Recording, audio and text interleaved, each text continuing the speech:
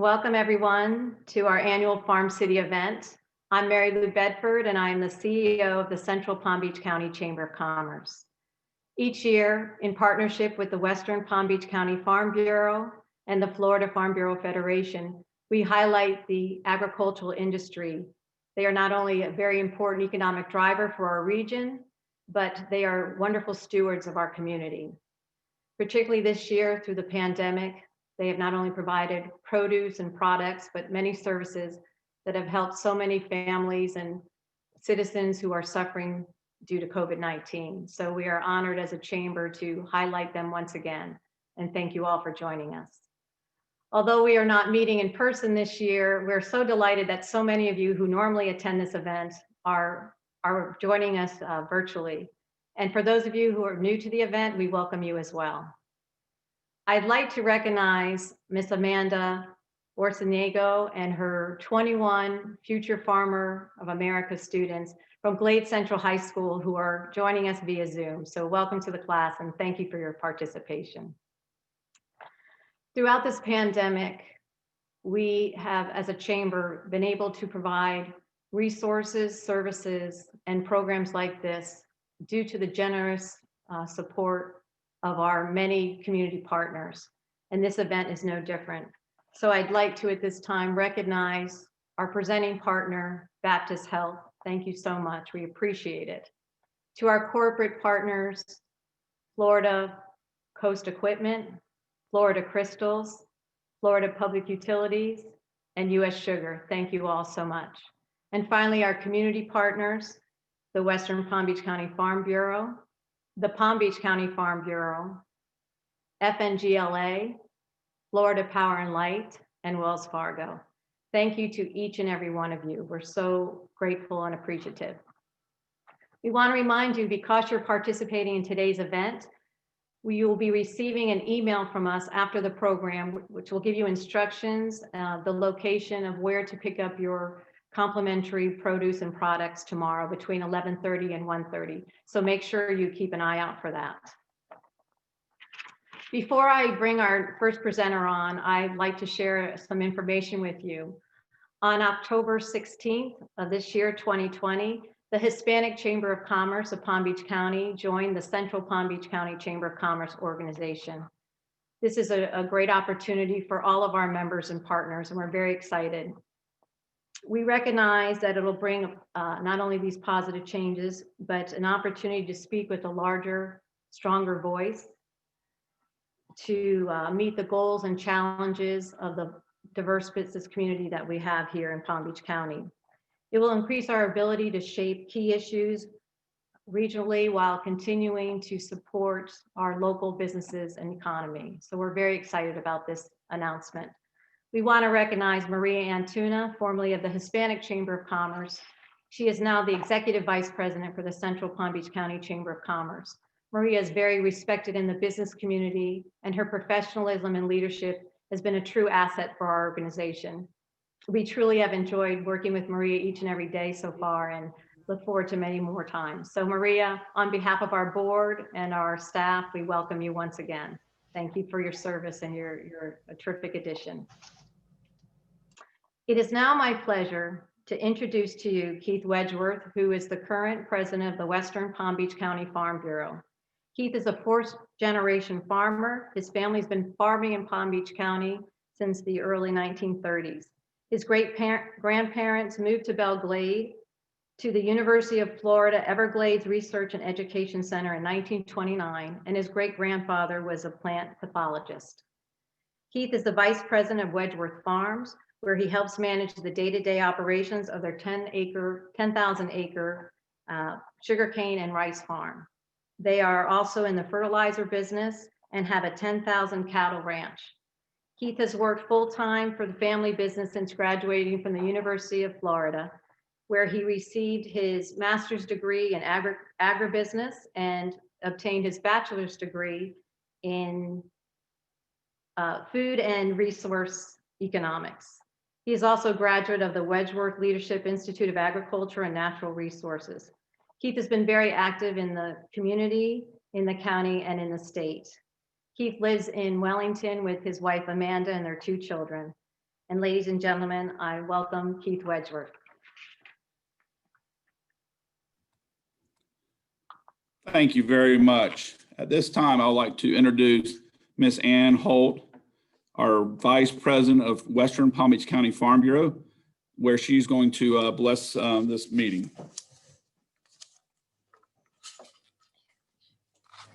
Good morning. We thank you, Lord, for this day that we are able to continue in a different way to celebrate Farm City Week. We pray for all who have been affected by this terrible coronavirus and for our nation to be healed and that peace will cover this land. We also thank you for our farmers who grow the crops through all kinds of weather so that all may be fed and no one goes hungry. It isn't the farm that makes the farmer. It's the love, the hard work, and the character. May all be blessed abundantly, and may God bless America. Thank you. Now, will you please stand for the Pledge of Allegiance? I pledge allegiance to the flag of the United States of America and to the republic for which it stands, one nation, under God, indivisible, with liberty and justice for all. Thank you very much, and good afternoon. My name is Keith Wedgeworth, and I am the President of Western Palm Beach County Farm Bureau. I would like to thank everyone on this call for their continued support of the agriculture community here in Palm Beach County.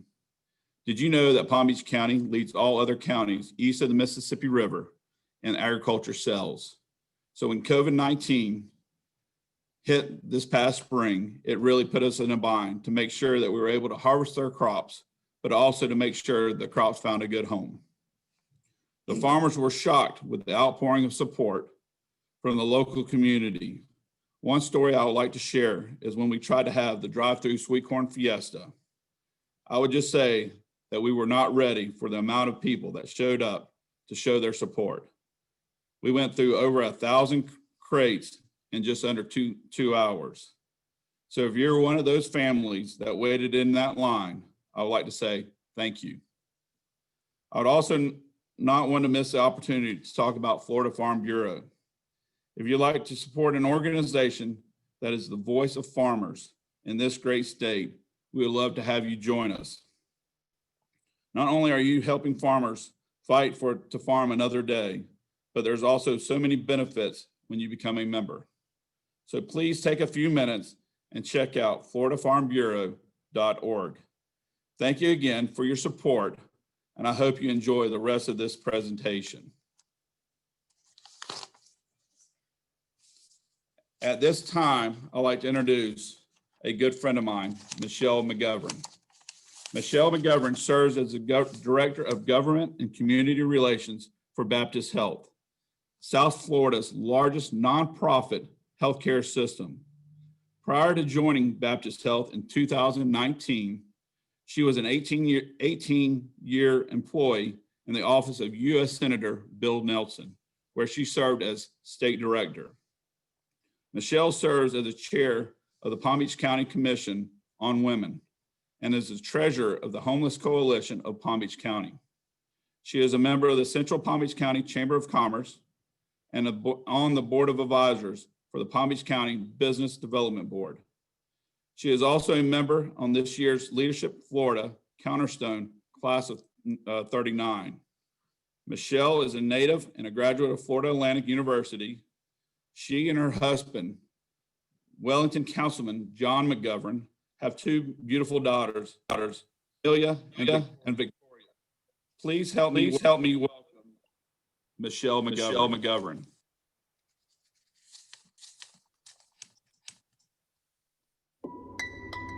It took what seemed like seconds to humble us. A singular moment in time when we all faced that same uncertainty. And we all focused on one goal. Critical care nurse at Baptist Health, South Florida. Just urging you guys to please stay home. What once mattered didn't seem so important anymore. What was old became new again. What was lost was rediscovered. And we affirmed that what matters the most is, in fact, our health. I want to say thank you for all that you're doing, keeping all of us healthy. And now strength means something different. Heroism has been redefined, reminding us that crisis doesn't build character, it reveals it. So to all those who continue to take such good care of us, thank you. Keep caring. Live healthy. Stay strong. Baptist Health. When you need us, we're ready to continue caring for you. Thank you, Keith. I can't. Am I still? I think I'm muted still. We can hear you. Oh, you can? Okay, it says that I'm muted. Thank you. Thank you, Keith. I appreciate the introduction. And if only I could always start speaking after that that video, which still gives me goosebumps today, and I've seen it a million times. Let me just say that Baptist Health is proud to once again be a sponsor of today's Farm City Luncheon. I want to commend the Central Palm Beach Chamber of Commerce for their continued commitment to our critical partners in agriculture. Our farmers had to make quite a pivot in this pandemic as they turned to help our food banks get food to families in need and switch from distributing their goods to restaurants and hotels to drive-through box sales. It has been a Herculean effort, and I want to commend them for all they do to get fresh fruits and vegetables on the tables of everyday Floridians. Baptist Health is honored to play a small part in today's program. We're excited about our plans here in Palm Beach County to enhance the care at our existing hospitals. We've recently added a state-of-the-art outpatient surgery center at Bethesda West and are looking forward to expanding that campus to meet the needs of the community. Bethesda Hospital East is in the process of a state-of-the-art renovation of our emergency room and upgrading our central energy plant. And at Boca Regional, we're working on a major campus expansion to include state-of-the-art operating rooms, a new medical office building, and a new patient tower in order to offer 100% private rooms. Our Care on Demand digital platform has expanded beyond belief as more families are now seeking urgent care needs from the safety of their homes. Speaking of digital, we've recently added former Walt Disney executive Tony Ambrose as our first Senior Vice President and Chief Digital Officer. Our system-wide digital transformation initiatives under his leadership will revolutionize how patients seek and receive care, as well as how our clinicians are able to deliver that care. We're expanding our centers of excellence here across the county in orthopedics, cancer, cardiovascular, and neuroscience. We're proud to continue to be a part of this community, and we hope that when you see the pineapple as you come through the door, you know you're in good hands.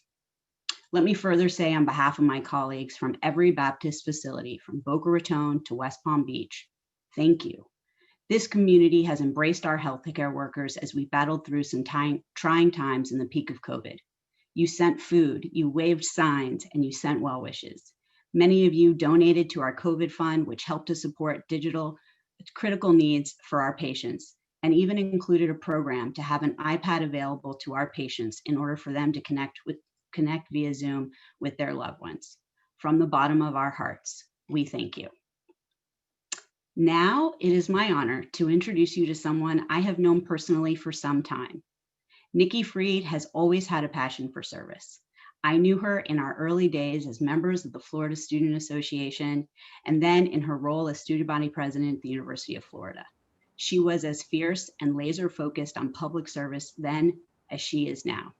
She too found a way to pivot in this critical time, ensuring our farmers sustain their industry through an online portal that allowed farmers, growers, and ranchers to share their products direct to consumers in order to search and buy local foods. It didn't surprise me at all how fiercely she's taken on her role in consumer services as the state's watchdog, tackling an increase in COVID-19 scams and schemes. Commissioner Fried, we are honored to have you come back to this Farm City Luncheon for a third time in a row. Since you have family here, we consider you a local. But let me just mention before I introduce Nikki, it all started when she was born at a Baptist hospital in Miami. And now she's the first woman ever elected to the office of Commissioner of Agriculture. Ladies and gentlemen, Commissioner Nikki Fried. Thank you, Michelle, for such a warm introduction. And you are right, this is my third year, and I certainly consider Palm Beach my home, as my mother, my sister, my niece and nephew, and my grandmother all live in Palm Beach County. So outside of Tallahassee, that's where family is, and home is where the heart is. And so certainly Palm Beach has my heart. And it is a great honor to be here with you virtually, unfortunately, for the Central Palm Beach County Farm City Luncheon to discuss Florida's agricultural industry and its importance to our state, the challenges we've seen due to COVID-19, and what we can do moving forward. I'd like to take a moment to thank all of today's sponsors again. The support of all your organizations is central to the continued success of our growers and to our state's deep agricultural history. Agriculture is number 2 economic driver, and in economic downturns like the present, it is number 1.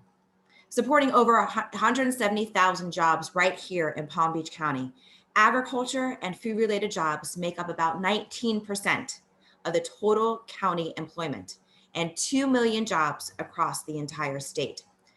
Florida's agriculture industry has an economic impact of $137 billion. The success of our farmers is central to the success of our state. Simply put, the Sunshine State runs on agriculture. So I want to thank all of you. The organizations and members were crucial to the way of our life and the strength of our economy. The Florida Department of Agriculture and Consumer Services is proud to work alongside all of you to support, protect, and promote our agriculture community. And I know that everything is a little bit different right now due to COVID-19, but regardless of whether it's virtual or in person, this is an important event for Palm Beach County's agricultural community. And despite the long-standing traditions of Florida agriculture, our farmers' innovation is one of the major drivers of success in the face of adversity.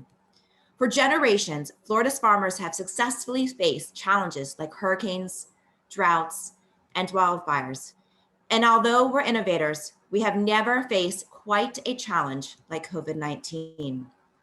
Supply chains were upended, with growers unable to access markets for their commodities, many of them perishable, which led to growers forced to let their livelihoods rot on the fields.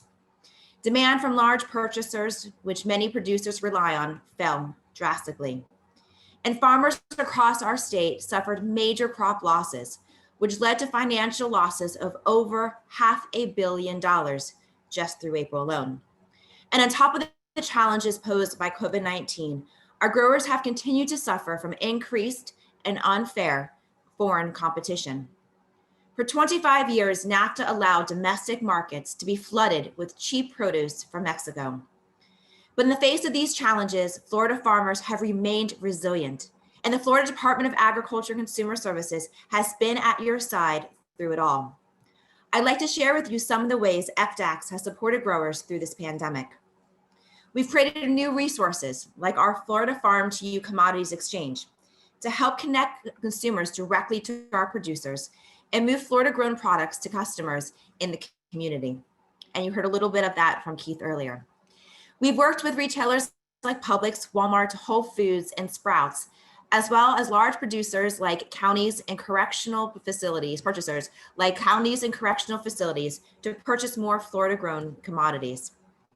We've launched Keep Florida Growing, a one-stop online portal with COVID-19 and agriculture-related information for Florida's farmers and ranchers, consumers, and news media. We've been working closely with the U.S. Department of Agriculture to communicate the needs and challenges Florida agriculture is facing. Throughout the pandemic, we've called for more federal assistance, expanded federal purchases, and other actions to support our farmers. And throughout COVID-19, we have worked to ensure agricultural workers were supported. Submitted reports to the Governor's Reopening Task Force recommending farm workers have PPE, access to healthcare and COVID-19 testing, and be able to social distance. Issued safety guidance for food workers and provided essential worker letters for farm workers during this pandemic. Ahead of the fall harvest season, we launched a 9-part video series to provide guidance on COVID-19 safety precautions for farm workers. Keeping farm operations and farm workers safe from COVID-19 is a major priority for us. 150 million Americans rely on the food that we grow right here in the state of Florida. The safety guidance, available in both English and in Spanish, includes best practices on how to stay safe from COVID, from fields to packing houses and beyond. Farm workers are essential. They feed our families and our communities, but they face an elevated risk of respiratory illnesses like COVID-19 and often lack access to healthcare resources. That is why it is critical that farm workers have guidance, training, and access to testing to be protected against COVID-19 while this is an important job. FDACS has been working with the Florida Division of Emergency Management, UF-IFAS, and county governments across the state to bring additional COVID-19 testing to help enhance existing testing programs. We've been working with several counties to increase access to COVID-19 testing. We're promoting locations with bilingual flyers, radio PSAs, videos, social media, and outreach to our ag communities.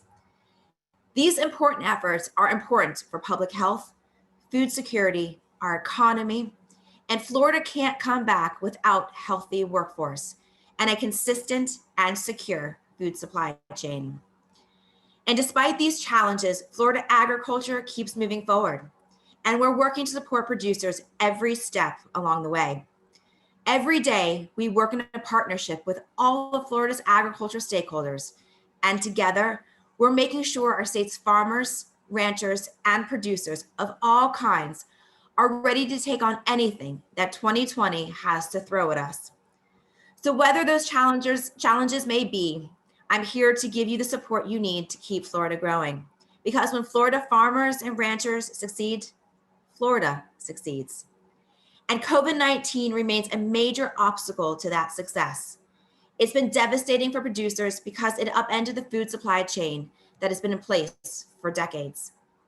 Thankfully, some of Palm Beach County's major crops, like cucumbers and bell peppers, have been going strong this season. We're seeing some encouraging data on shipments of cucumbers, with 370 trucks shipping this season, as opposed to 363 in the 2019 to 2020 growing season.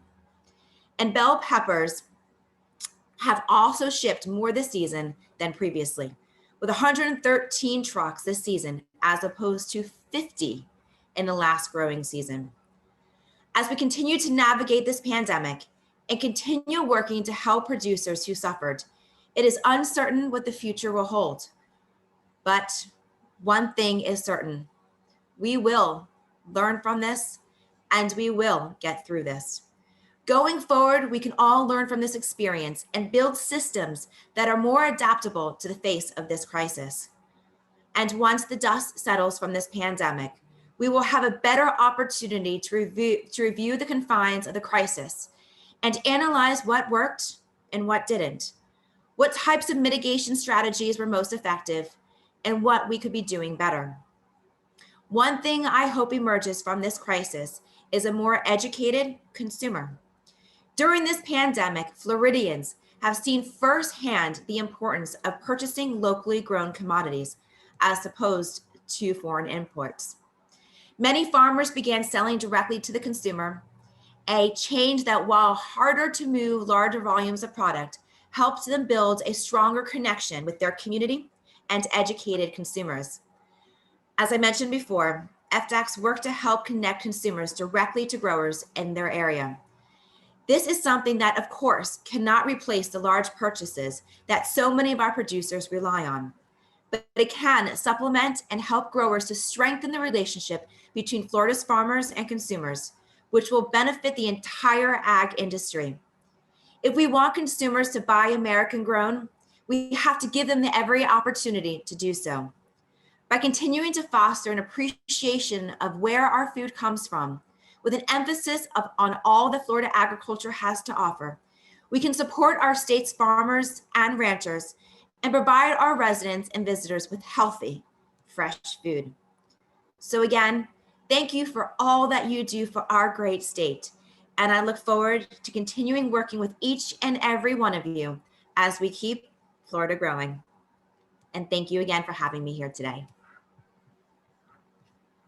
Thank you so much, Commissioner Freed. It's always a pleasure. Unfortunately, it was virtually this year, but still just as powerful. We appreciate the update and all the information and all you do to support the agricultural industry and all of us. So thank you once again. I know how busy you are, so we appreciate your time today.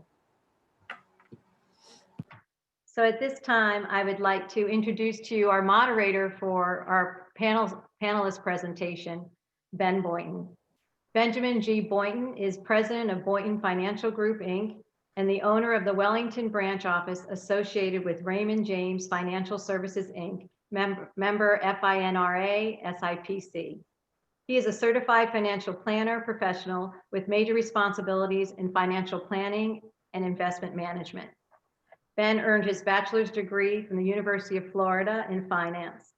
He has been an active community leader in a variety of nonprofit organizations such as Leadership Palm Beach County, Junior Achievement, Wellington Rotary Club, Hospice of Palm Beach County, and is the chairman of the Wellington Regional Medical Center's Board of Governors. Ben is proud to have been the chairman of the Business Development Board of Palm Beach County for the 2017 through 2019 fiscal years, and he is a trustee member of our Central Palm Beach County Chamber of Commerce. Ben is a fourth generation resident of Palm Beach County, and his great-grandparents were pioneers in the area, and the family has been actively farming in the Glades since the early 1930s. He sits on the board of his family's agricultural operation, Wedgeworth Farms, Inc., and on the board of Wedgeworth, Inc., which is a fertilizer company. Ben and his wife, Joanna, reside in Fox Trail with their two children, William and Catherine, a Sheltie named Lucido, and their herd of Hereford cattle. So ladies and gentlemen, it's my pleasure to introduce Ben Boynton. Thank you, Mary Lou. Hey, it's great to see you all today. Even the ones I can't see, I know you're out there. We have an incredible panel here today. As you all know, this past year has been a challenge for everyone. And whether you are one of those people that are worried about COVID or you're one of those people that aren't, it's affected all of us in some way or another. And in many businesses, things have been able to move virtual. We're even having this conversation virtually. And we just heard from Nikki Freed. We've heard from some other people. We've got some great panelists today. But one thing that's really, really, really hard to do virtually is grow your food. And so, and this is something that the agricultural community across the board, the farmers, the people that work for the farms, all the different companies involved, the support companies, they all have been affected also. And what we've seen is a lot of logistics and issues. We've seen, even from getting the food out of the field to the table, where we see farm to table. We've had some interruptions this year. And the neat thing that we're going to hear about from our four panelists today is we're going to talk about some of these issues, certain questions that have already been presented have come to us, and we've selected a number that covered a lot of the different areas. So anyways, to start off, and this is in alphabetical order, we have two A's, a B, and a V. So at extreme ends of this, it sounds kind of like a hurricane year, you know? Anyways, first I'd like to, I'm going to go introduce all four of our panelists. I'm going to give us a little bit of time to speak. But so first we have Jim Alderman. This is Jim Alderman Sr. He's the owner and president of Alderman Farms, which is managed as a father and duo team. Jim Sr. and Jim Jr., they are both third and fourth generation Florida farmers. Jim is proud to be certified organic by QCS, which is a big deal. They have perfect scores for conventional farms, crew and organic farm, and also packing house categories. In 2018, he built their current packing house. It's on 77 acres in the Ag Reserve. It's a 43,000 square foot structure, which houses their business offices as well as packing facilities, pre-cooler, and shipping operations.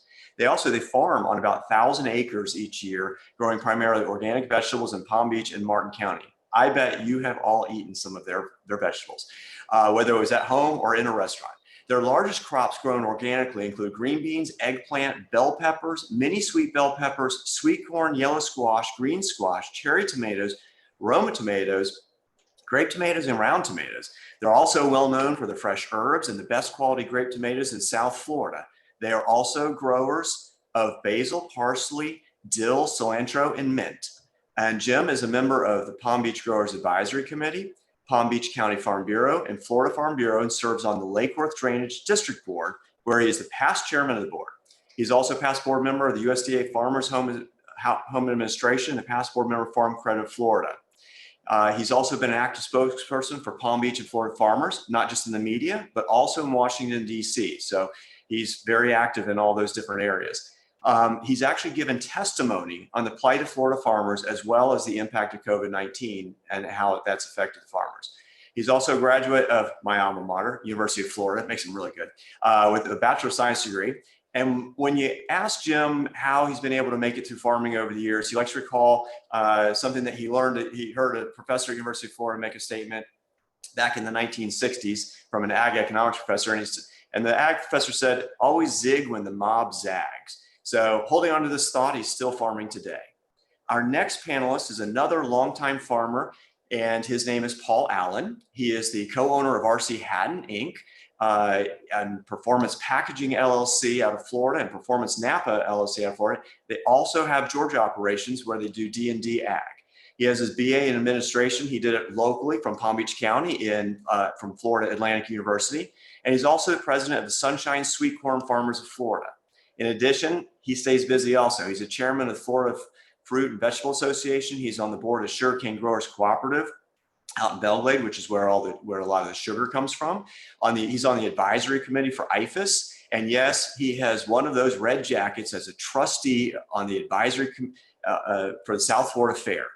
He's also a director for the Pelican Lake Water Control District, a director for the East Beach Water Control District, and a board member emeritus for Western Palm Beach County Farm Bureau. In addition to the advisory council, he's fresh from Florida, FDACS, Advisory Committee of South Florida Farm Credit. So, and when he's not doing all that in his spare time, he's also involved as a president of Lighthouse Cafe of the Glades, president of Pokey Chamber of Commerce, member of the Pokey Rotary Club, and a board member of LORE of the Glades. So then we're going to move on to our third panelist, Stephen Basor.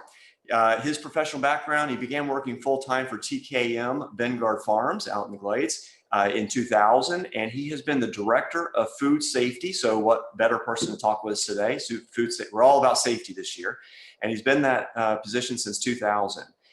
If you don't know TKM, they are a phenomenally successful leaf, vegetable, and other vegetable type of grower.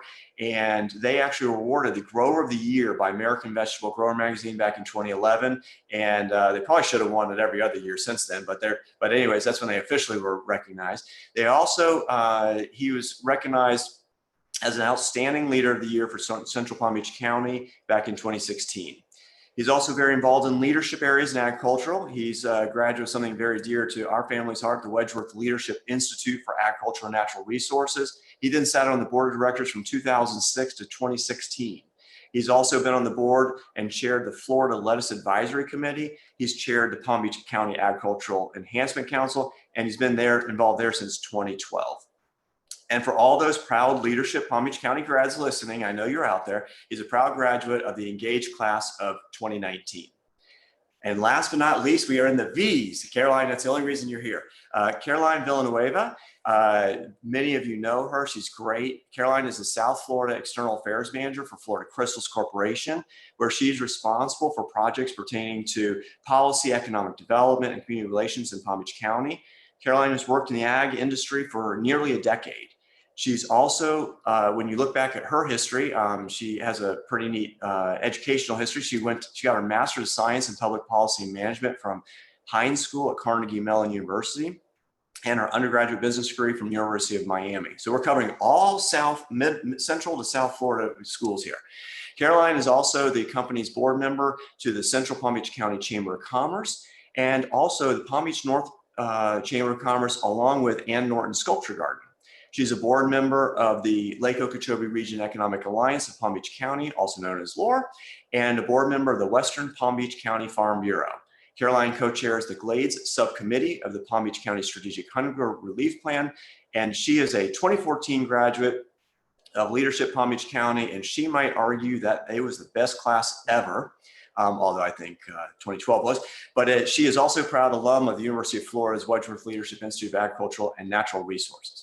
So After hearing all of those things, you can tell we have a very active group, very involved in agriculture. And so what I'd like to do is I'd like to ask each of our, let's go in alphabetical order.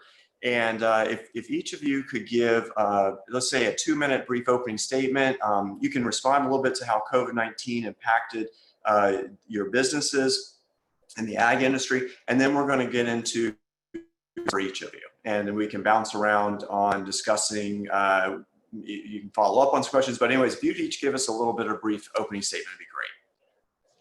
So Jim, we can start with you. Okay, I'm Jim Alderman. I farm here in Palm Beach County in the Ag Reserve, mostly along State Road 7 441 from Boynton Beach to Boca Raton.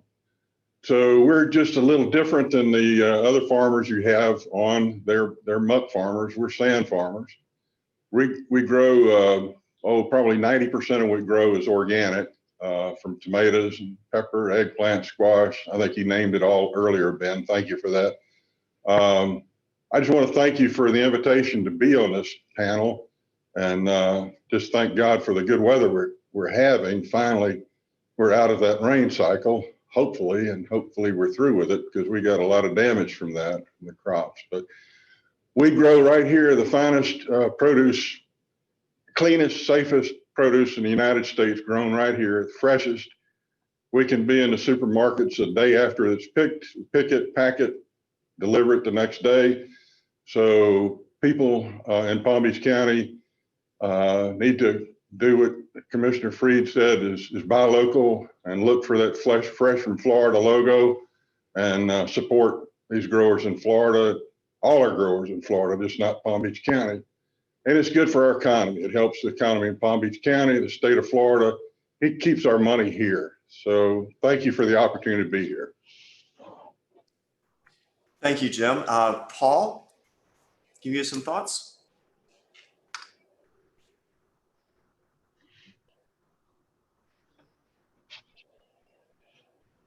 Thanks, Ben, for having me, and also to the chamber for allowing me to be on. And it's an honor to be on a panel with such an astute group. I tell you, I'm really honored to be here.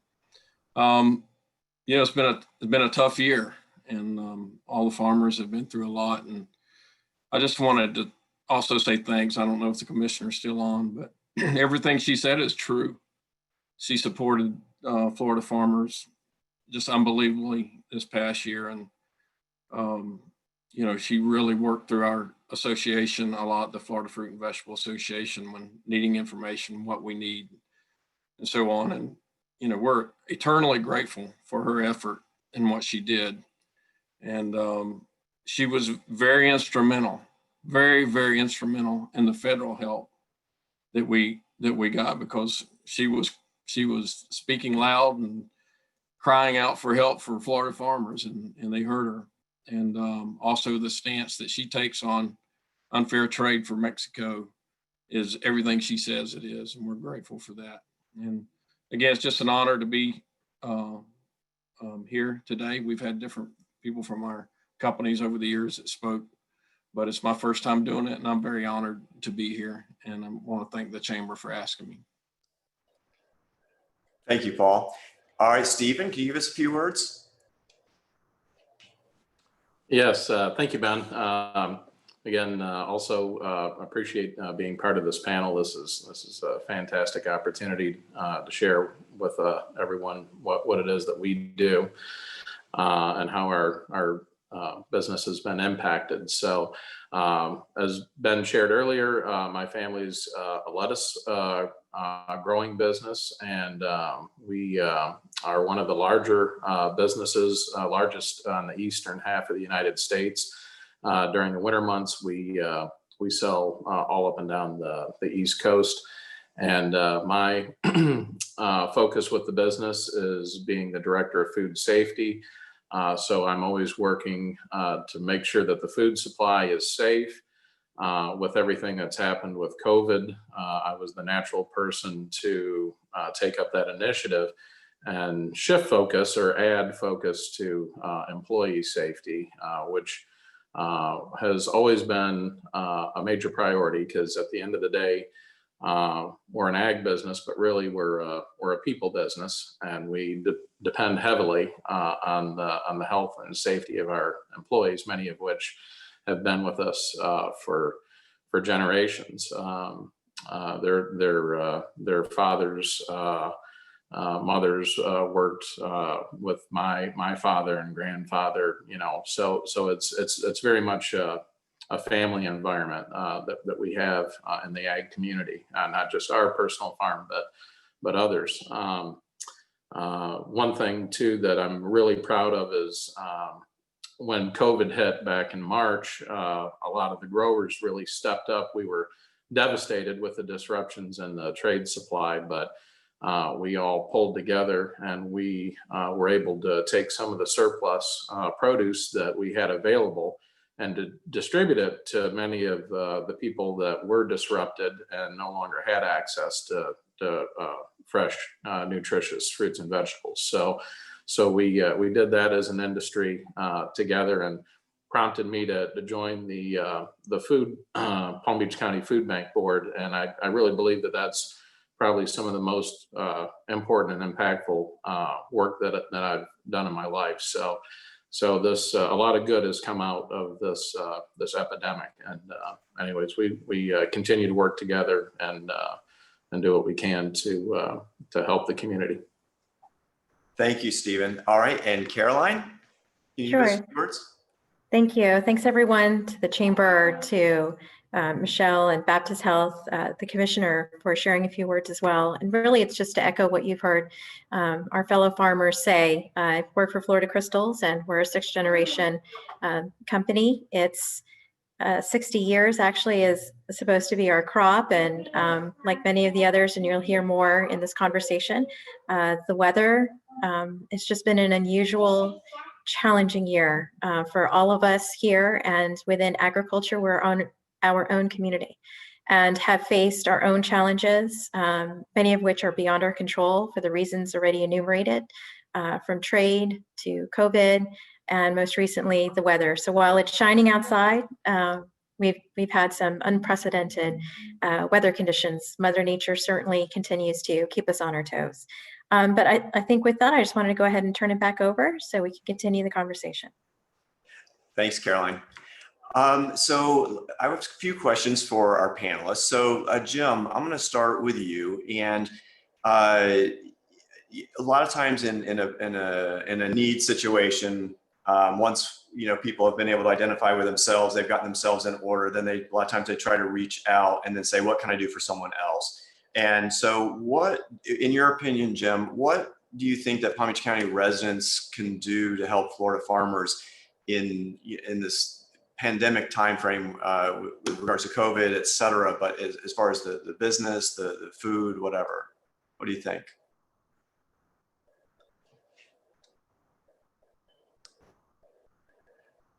See, oh, Jim, actually, I need you to turn on your mic. Sorry. Hey, I'm sorry about that. Can you hear me? You're good. Okay. I think the biggest thing or takeaway you could get, if we could get the residents of Palm Beach County to buy locally grown produce and fruits, knowing that not everything on that shelf can be grown in Florida. We don't grow so much that's on that produce market. We don't grow artichokes or asparagus and many things we don't grow. But if you go to the produce buyer or the market managers and ask them for Florida grown vegetables when we're in season, and I'm talking about beans and squash and corn and pepper and eggplant, we grow it all right here. We not only grow it conventional, we grow it organic. So lots of times you go in and you'll see, product of Mexico, and we need to ask that buyer, hey, does it's grown in Florida? Can we get this Florida grown? And look for Florida grown vegetables. Fresh from Florida logo would help, helps identify it. And that's what I think that the residents here can do to help. It'll help our economy. It'll keep our money here and it goes around in circles here rather than going to Mexico. Because Mexico is our biggest competition. As you all know, we can't compete with them with the prices that they come out. Lots of times and the vegetable part of it, they'll be quoting prices at the border cheaper than what we can harvest it for. So that's what's killing us. We need some help from United States Trade, Department of Commerce, lots of help we need in that regard so we can compete against our #1 competitor, which is Mexico. But buy local, make sure it's from Florida. All right, thank you, Tim. Paul, I'm going to jump over to you. A lot of people, even when I talk about this with people, they don't realize that this happened. They might have seen something on Facebook, they might have seen something, but why was so much produce destroyed during the spring? Couldn't it all been donated? Why didn't it? I mean, the number of people consuming food didn't change from one day to another. What can you talk about that a little? That's a great question, Ben. And you know, in general, the American public do not understand the masses of produce that comes out of Florida for 7 months out of the year because it's too cold everywhere else. People just don't think about it. We are planting, planting every day, cultivating every day, growing every day, harvesting every day for the masses to eat every day. So when a pandemic hit like it hit, within 10 days, you have masses of food that is not harvested because everything was just shut down. People were afraid, you know, not only food service, but also the retail industry shut down, everything shut down. And, you know, there just wasn't enough time to react. And once the logistical part got put together, there was more that went to food banks. But listen, the food banks are not set up for that kind of masses to process it. So there was just nothing else for it to do. Anytime you've seen on national television, all these lines of people at the food banks, well, guess what? There was food there. So we were getting a lot of food to food banks all over the country, but they're just not set up to handle the masses. When you shut down all the school systems, you shut down all the cruise lines, all the amusement parks, all the restaurants, it's huge. I mean, they're logistically not set up to handle it all. And that's the reason why we had to destroy food, mainly because we just produce so much every day. I mean, just couldn't handle it. Well, thank you. I want to touch on that a little bit later, but we're going to move on right now. But we actually, that was such a big scenario where we even saw in the dairy business, we saw, them dumping milk, and, it's unfathomable. But I know Nikki was very, very proactive, and I know you worked with her, and I know Stephen. Our next question, I'm going to go to Stephen, but I know Stephen worked with her quite a bit on this. But the next thing I want to ask, Stephen, what measures are you taking to help protect your employees against COVID-19? A lot of times when people look out in the farms, they see, a person in a tractor driving in a field, and we don't think about it. We think, oh, it's outdoors. It's all this, we have this room. But then when it comes into the packing house and there's people standing next to each other, or even the harvesting side on some types, especially with some of the vegetables, they're right next to each other. How are you guys handling that? Well, there's always been an emphasis on employee health because we are in a food business, and we want to make sure that everyone that's coming in contact with our produce every day is healthy. So we've always done a tremendous amount of work with education with people about reporting any illnesses, crew leader supervision of employees each day to actually actively look and report anyone that may be showing any signs of illness. Hand washing has always been a huge emphasis, and now we're just going that much further, making more hand washing stations available, doing more emphasis on training, and trying to go hands-free where we can in our operation. We've had to really just relook at our industry and our particular operation from top to bottom and see where we can make changes. A lot of them have to do with employee interaction with one another, making sure that they're distanced, that we have plenty of personal protective equipment available for those that need it. And not just that it's available, but it's actively being distributed and being used properly. So it takes a lot of buy-in. It's from top to bottom. Upper management all needed to review and approve a coronavirus action plan and protocol. And, we've done so, and we've trained our supervisors on our policies, and they have to take it very seriously, and they have. And so we're off to a good start. Now, our season's just beginning, so we began harvesting this week. So our cooler operations, our harvest operations are just starting up. So, we know that we're going to face a lot of challenges throughout the season, and this whole thing is very fluid. We're getting more information day to day. The situations are changing week to week, but we're taking this as serious as we possibly can, because we really absolutely have to do everything in our ability to protect our workers. So, temperature checks, increased sanitations, tracking our employees' health. Anyone that may develop symptoms, may test positive, may have been in contact with somebody that was positive or suspected of being positive. So it's a full-time thing to be staying on top of. But that's where we're at, and that's where everyone in our industry is. We're just following this as closely as we can. As long as this issue remains. Thanks, Stephen. Thank you. Caroline, I have a question for you. So what impact did the pandemic bring to consumer awareness of produce and agricultural products? Sure, thank you. I think it's really similar to what Paul had been sharing, but to emphasize some of this, just so the general public understands, before COVID, I think we were all very comfortable in just doing what we were doing, staying in our lanes, daily activities. Some of us were using Instacart or Shipt or other different methods of, buying goods, fresh produce. And what I think the pandemic did for consumers is made them aware. And a lot of that is due to social media. So because of the pandemic, because of the market conditions that basically collapsed in many different industries, including in food production, agriculture production industry, people became aware. There was a limit at the grocery store. Suddenly people realized, and especially those of us with kids, I have younger kids, and sometimes, when we're looking for something, we expect to find it there, and either it wasn't there or it was just out of means.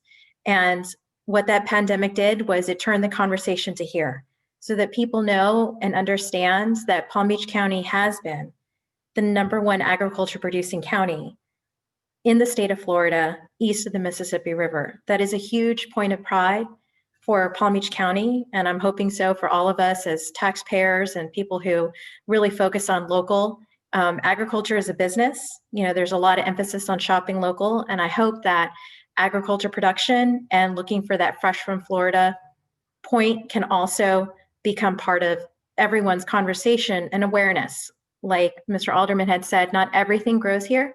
Apples don't grow here in Florida. It's just not possible with our climate or our soils.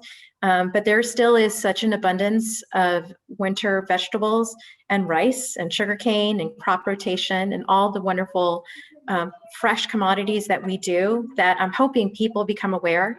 I do want to point out that today in this conversation, there is no middle person, so the grocery store isn't involved. These different means of acquiring fresh foods isn't here.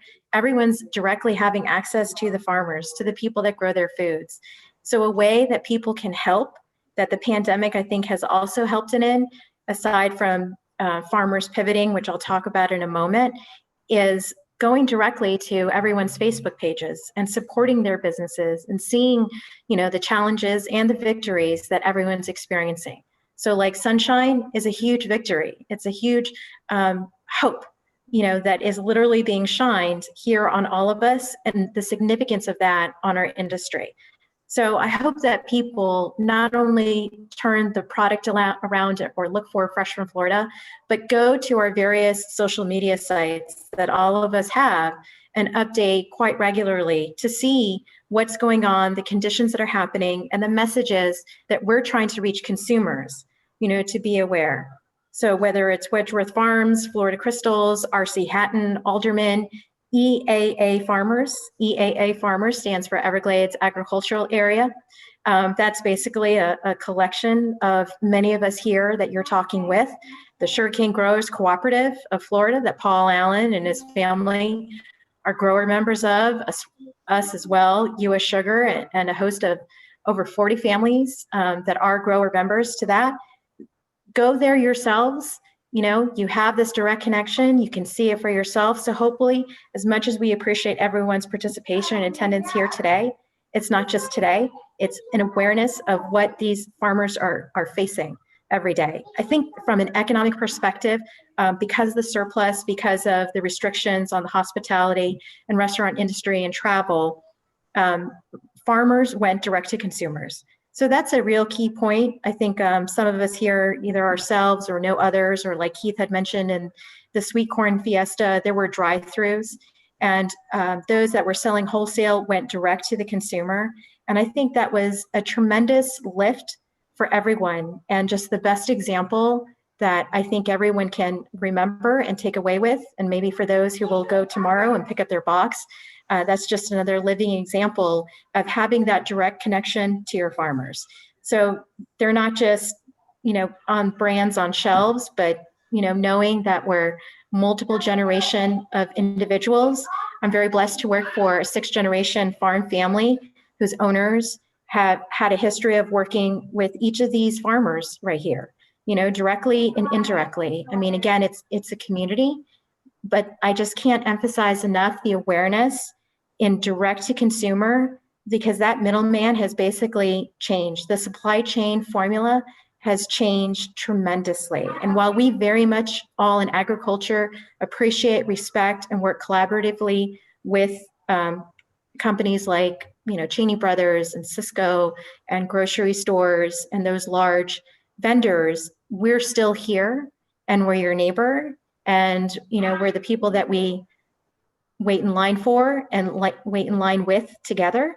And we hope that the people who are watching this now and even in the future will remember that we're just probably about a 20-minute drive for many people here.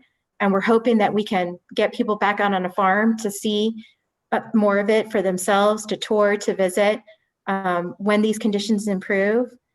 But my real takeaway of what I'm saying, and for those who are listening actively, is consumer awareness. Palm Beach County, we're just a stone's throw away and so reachable through social media. So all their support is very much appreciated for everyone listening here today. Thank you, Caroline. Thank you. I've got a question that actually just is coming about because of some recent amendment that passed. This is for Jim. I wanted to ask you, Amendment 2 just passed recently, and it's a lot of people, obviously and Amendment 2 was for a required $15 per hour. Sounds very, why not? Sounds very reasonable. Why wouldn't you pay? Because, we get in discussions about minimum wages, et cetera. How though, when it comes down to farming, vegetable farmers, how are Florida farmers and Florida across the country, but Florida farmers, how are you going to be able to compete with, like Mexico?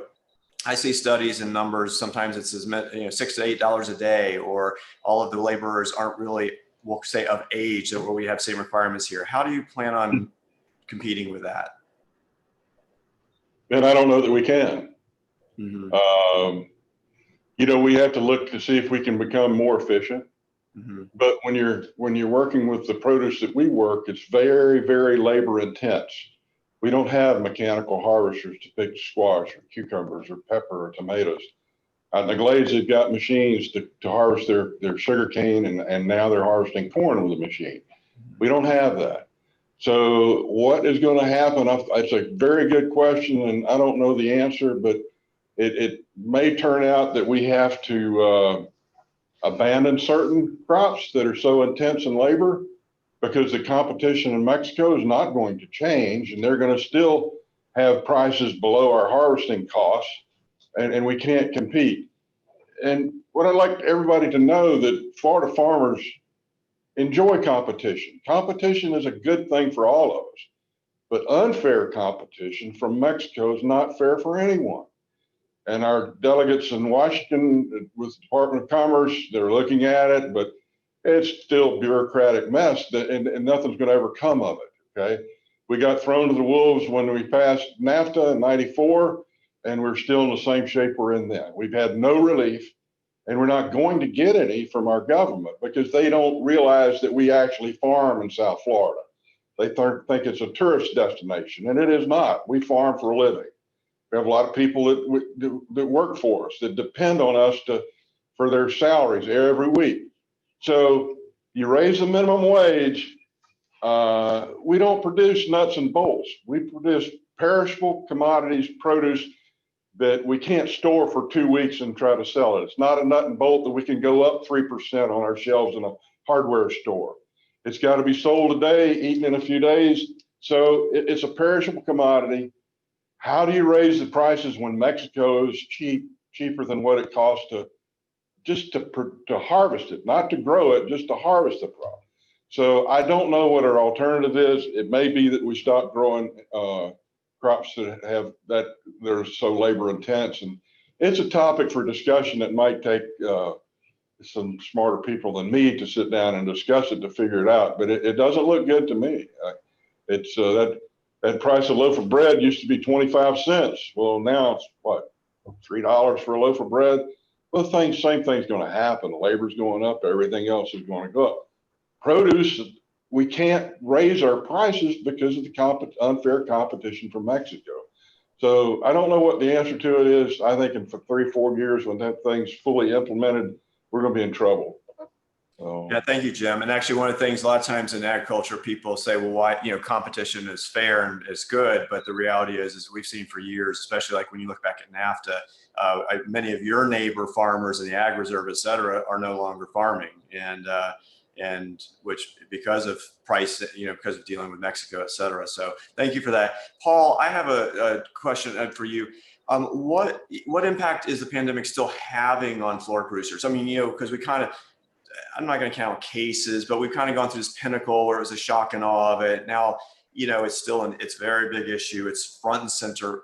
However, it's I'll call it a little bit more managed at this point in time. What do you see with Florida producers like as of today? Well, Ben, first of all, I want to thank you for moderating this. You're doing a great job. We don't have a lot of cases on our farms and our packing houses. We're checking temperatures, and Stephen addressed a lot of that.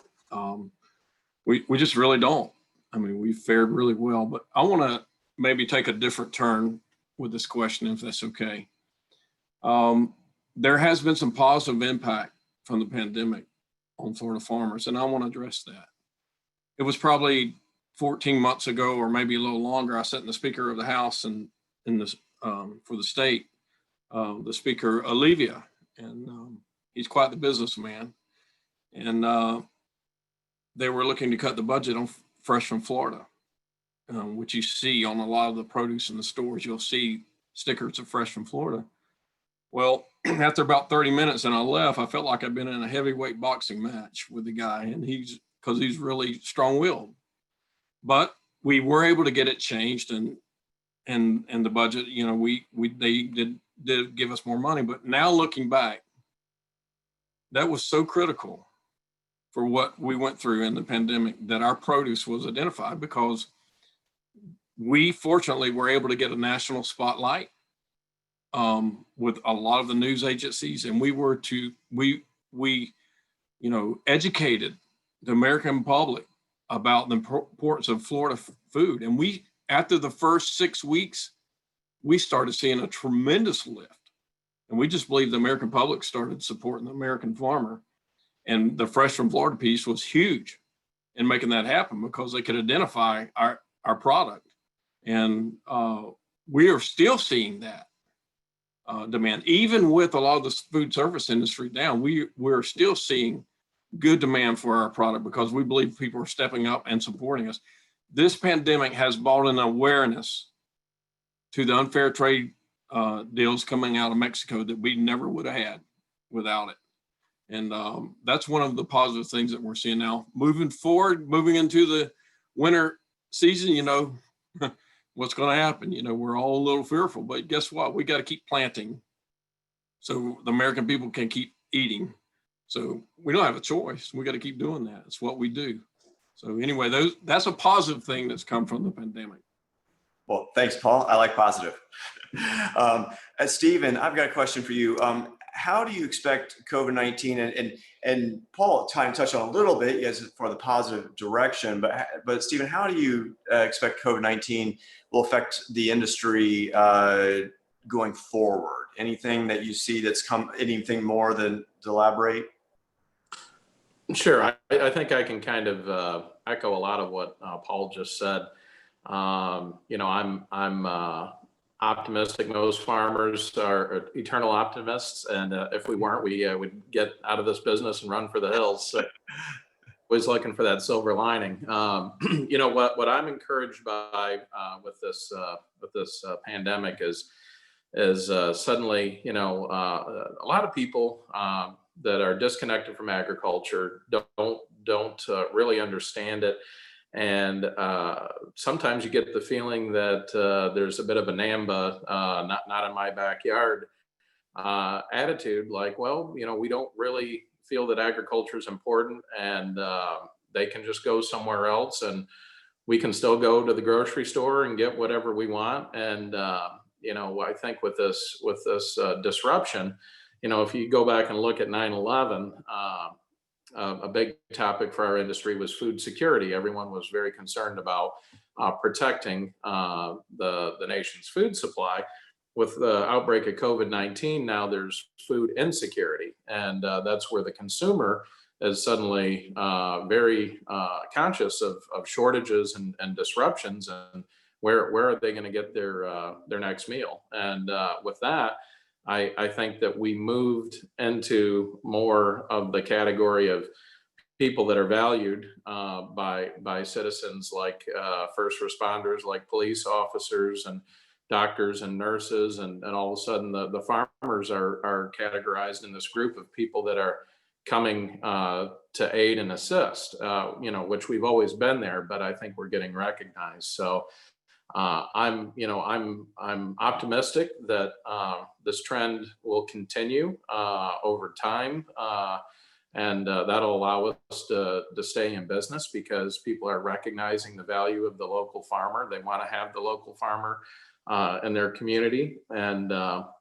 also want to touch on, you know, again, as Paul was stating earlier, you know, the commitment that Commissioner Freed has had from day one to support the state's farmers. You know, she's just been a champion of our industry, and you know, I hope that more legislators follow her leadership and support agriculture in the country, and do what they can to keep it here. Buyers have been listening to consumers, and they're supporting more locally grown commodities. And so that's the biggest thing that I hope to see going forward as a result of the pandemic.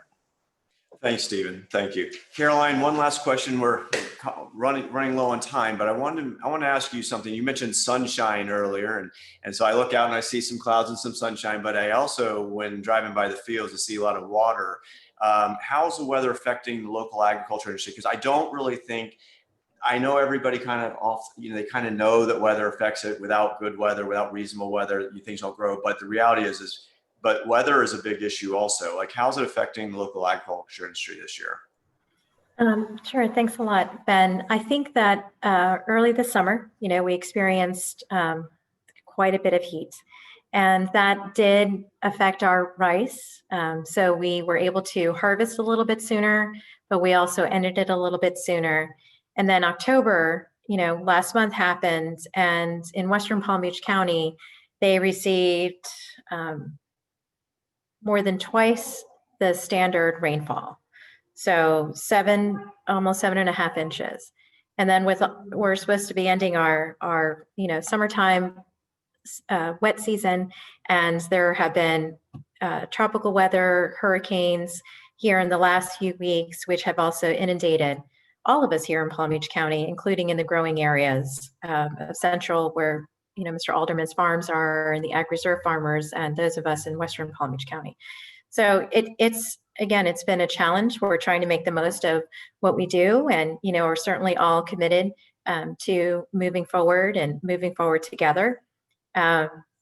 Hopefully this doesn't dissuade people from trying to get on farms through organizations like Pross Ministries, which Paul Allen and R.C. Hatton have a significant history with, and other farmers in the area as well. If people want to get out on a farm and learn a little bit more and do a charitable cause at the same time, and reaching surplus crops to food banks. Mr. Alderman's also donated to those causes as well.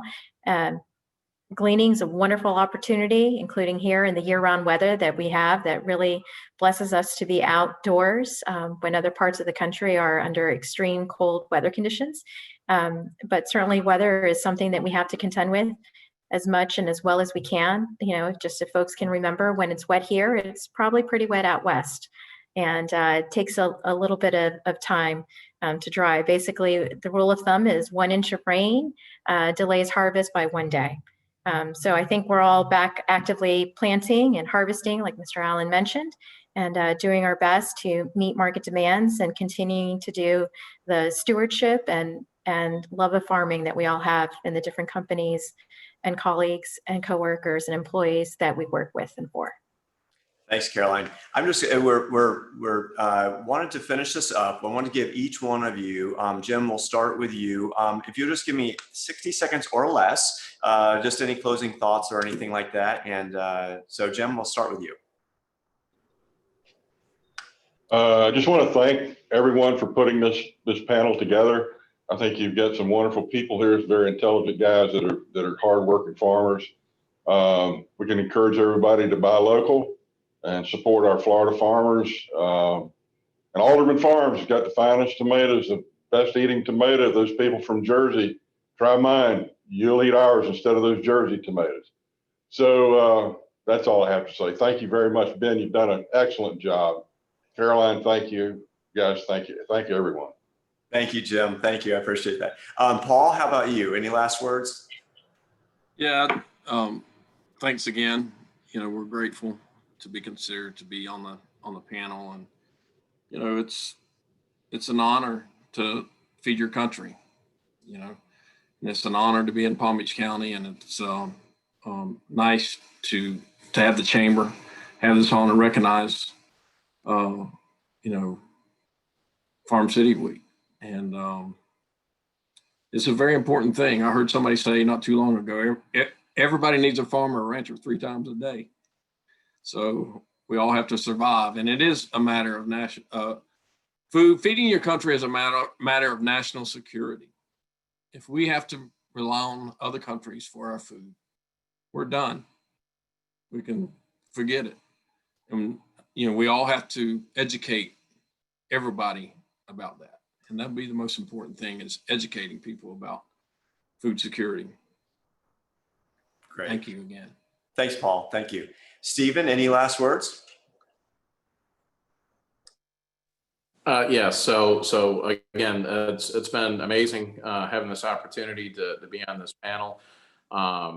We realized, years ago that a big part of our operation was education, and we got to the point that we were almost less of a and more of a tour destination, where we were bringing busloads of people and sometimes multiple tours out throughout the day. And we do this because we want people, especially people in Palm Beach County, to come out to the Glades to understand, what it is that we're doing out here, and have that interaction with us. And everyone that we interact with, they leave with a better understanding where their food comes and comes from, and who the people are that produce it. So we've had to scale back with our tours, but having opportunities to Zoom and still have this interaction is fantastic. So again, we just want to continue to emphasize that we're all here farming in Palm Beach County. We're large farms, but it's a handful of farmers here that are doing all this work. We all know each other. We all work together very, very closely. It's a close-knit ag community, and we're here because of the climate and the types of soil, and this is just an amazing area for produce. And again, this needs to be preserved. And if we have to move out of South Florida, guess what? There's only one other place in the United States that grows lettuce, and it's Yuma, Arizona, which is basically on the border of Mexico. So I appreciate everyone's interest and listening to us, and appreciate you supporting us. Thank you. Thanks, Stephen. And Caroline, any last words? Sure, thank you. Well, thank you, Ben, for moderating us, to the Chamber, to Baptist Health for sponsoring today, and to all the viewers who are watching this. We appreciate everyone's time to listen, to get to know, to hear a few words from your fellow farmers here in Palm Beach County, and just support local. Stay in touch with us through our different social media sites, as well as Western Palm Beach County Farm Bureau. Think about visiting the agricultural side for those who will go to the fair. That's the reason why it's a fair. Otherwise, it'd be a carnival. It's the agriculture component that brings the value of being a fair. And just remember us when you're doing your daily shopping. Connect with us in the different ways. Palm Beach County University of Florida Extension also shows every month the different foods that are grown, including here in Palm Beach County. And we look forward to hopefully seeing you all in one of those farm tours that we miss as well, with many of the farmers here, and hope to stay in touch with y'all. Thank you. Thank you so much. Thanks, Caroline. Thank you to actually all of our panelists. We really appreciate the time. And just remember that this time of the year is a thanks, and it's a Thanksgiving. And also remember one of those things, remember what your mom always told you, don't talk with your mouth full. So anyways, back to you, Mary Lou. Thank you so much, Ben. And thank you again to all of our panelists. What a great conversation. And it's so important. And I think we've educated a lot of people today who might not have been aware of all the goings on and how important it is to support local. We say this every year at Farm City, but we do encourage you to support your local farmers. And I always go in and look for the grown locally signs, and I'm sure many of our participants do. So thank you again to Commissioner Freed and for all of you who have supported us today, all of our sponsors. We really appreciate it. To Baptist Health, Florida Coast Equipment, Florida Crystals, Florida Public Utilities, US Sugar, and to all of our community partners that you see there on the screen. We can't thank you enough. I want to thank our wonderful Farm City Committee for all your time this year planning this and encouraging people to participate. And a quick shout out to Ethan Basor, TKM Farms, for coordinating our boxes that you'll receive. So thank you once again. Thank you to our staff for all your work internally to put this together. And we appreciate everything that our agricultural community does. We're truly grateful to all of you. And we wish you a very happy Thanksgiving. Have a great day.